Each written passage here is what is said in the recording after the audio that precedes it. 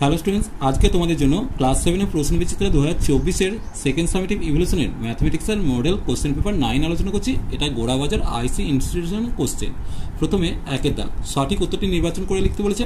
একের কোশ্চেন, একটি বাস 18 কিমি যায় 30 মিনিটে, বাসটির গতিবেগ কত হবে? চলো দেখে নেব। দেখো, প্রথমে 30 মিনিট মানে 30 গুণিত 60 সেকেন্ড, তাহলে 30 গুণিত 60 সেকেন্ডে যায় হচ্ছে 18 কিমি ছিল, তাহলে সেটাকে 18,000 মিটার লিখেছি। তাহলে 1 সেকেন্ডে যায় কত হবে? 18,000 বাই 30 গুণিত 60। দেখো দুটো শূন্য কেটে দিয়েছি। এরপর 3 দিয়ে কত হচ্ছে 180কে কেটে কত করব? 3 দিয়ে 180কে কেটে প্রথমে 6 দিয়ে কেটেছি, 6 দিয়ে কেটে 30 করেছি, আর 3 দিয়ে 30কে কেটে 10 করেছি, অর্থাৎ উত্তর হবে 10 মিটার পার সেকেন্ড। দুয়ের question, C square plus K C plus 1/25 পূর্ণবর্গ হবে যখন কে এর মান কোনটা হবে? চলো দেখে নেব। দেখো অঙ্কটা কত দিয়েছে, C square plus K C plus 1/25।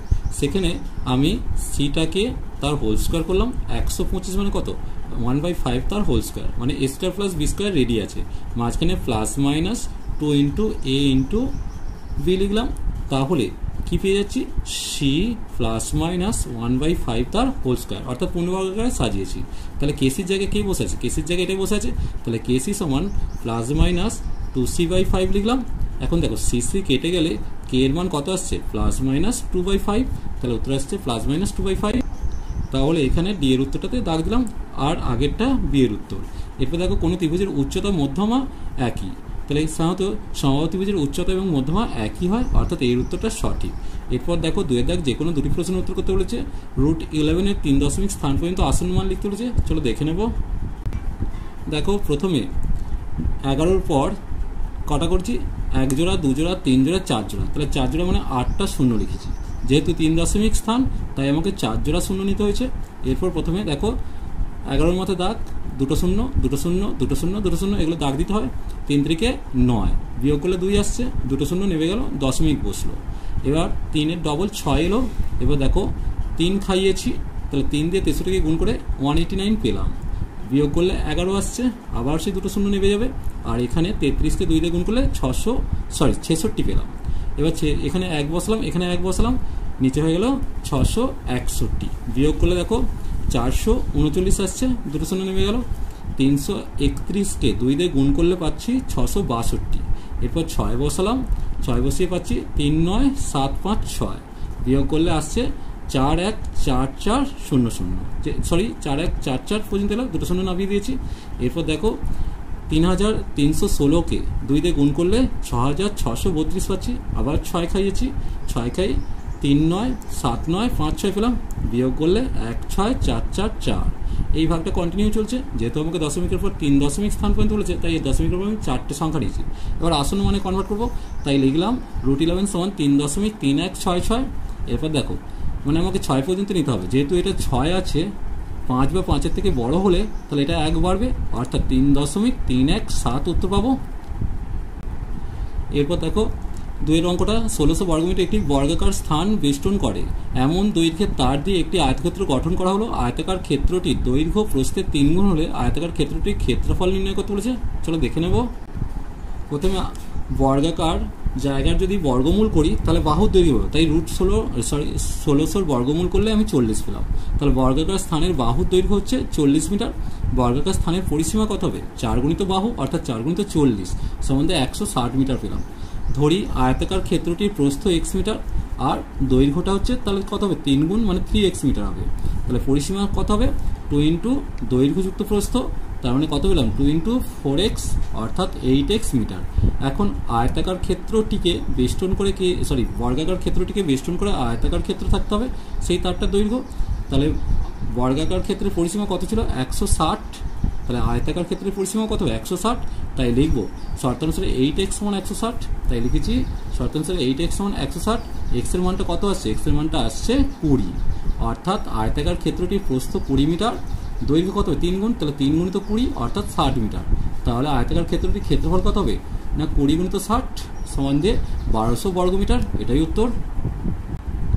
এরপর দেখো ঘন্টায় 45 কিমি বেগে 90 মিটার লম্বা একটি ট্রেন কত সময় 210 মিটার লম্বা একটি প্ল্যাটফর্ম অতিক্রম করবে?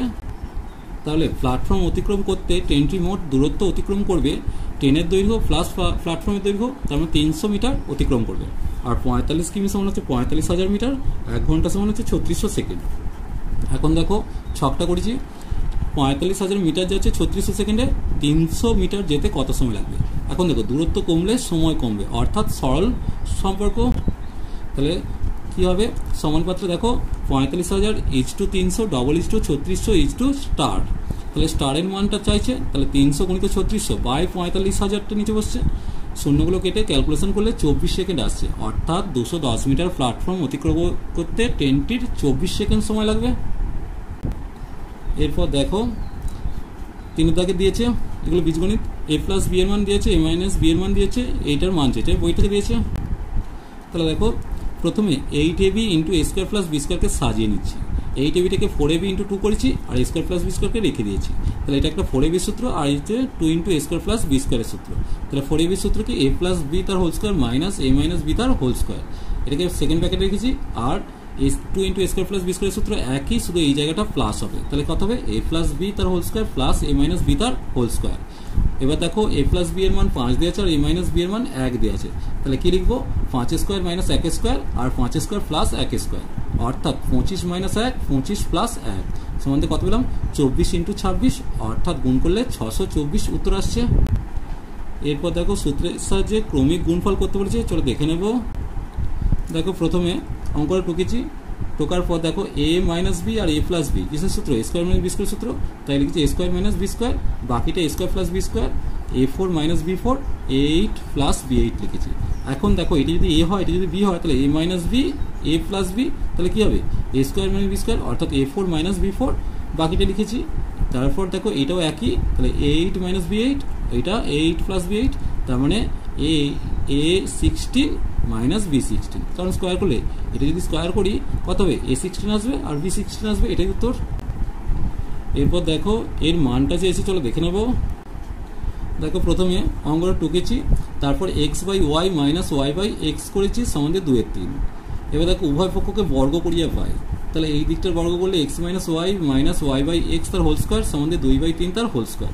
এটা দেখো a - b তার হোল স্কয়ার সূত্র, তার মানে a² - 2ab + b² সমান 4 9 পেয়ে গেলাম। এবার দেখো এখানে x কেটে দিয়েছি, y কেটে দিয়েছি, তাহলে কত আসছে, x² / y² + y² / x² সমান 4 9। এই -2টা এদিকে এসে প্লাস হয়েছে, তাই x² / y² + y² / x² এর মানটা কত এলো, 9 লসাগু করলে 4 + 18, অর্থাৎ 22/9 পেলাম। পূর্ণ বাংলা কত আসছে, 2 × 4 = 9। এরপর দেখো দুটো অঙ্কন দিয়েছে, এগুলো একটু করে নিও। আর তোমাদের দ্বিস্তম্ভ লেখো, প্রথম দ্বিস্তম্ভটা লেখোটা দেখে নাও। তাহলে প্রথমত উলম্ব স্কেলে এক ঘরে 100 নিচ্ছি, তাহলে ছাত্র আর ছাত্রীটাকে দেখো, ছাত্রটাকে এটা দিয়ে আর ছাত্রীটাকে এটা দিয়ে দেখাবো। তাহলে প্রথমে দেখো স্কেলটা 0 থেকে y অক্ষ বরাবর 0 100, এটা 150, এটা হচ্ছে 150, তার মানে এখানটা একটা 50 লেখা উচিত ছিল, এটা একটা 50 করে নিও, ঠিক আছে। এইভাবে 50 50 করে বেড়েছে দেখতে পেয়েছো। আর এদিকে হাই জাম্প, লং জাম্প, দৌড় আর খো খো, এই হচ্ছে লেখচিত্র দেখতে পেয়েছো, দ্বিস্তম্ভ লেখো। এরপর দিয়ে দ্বিস্তম্ভ লেখোটাও দেখে নাও। আচ্ছা এখানে একটা জায়গা ঠিক করবে, একক মানে এখানে তুমি 50টাই বেস্ট করা হবে, 50 করে উঠছি। আর এখানটা দেখে নাও, এক ঘর মানে 1 একক ধরেছি, ষষ্ঠ আর সপ্তমটাকে দেখিয়েছি। দেখো আশা করছি এটা তোমরা বুঝতে পারবে। চলো আজ এই পর্যন্তই, নেক্সট ভিডিও নিয়ে খুব তাড়াতাড়ি হাজির হবো। ভিডিওটি ভালো লাগলে লাইক শেয়ার কমেন্ট করো, পারলে চ্যানেলকে সাবস্ক্রাইব করে নিও। চলো টাটা, বাই বাই।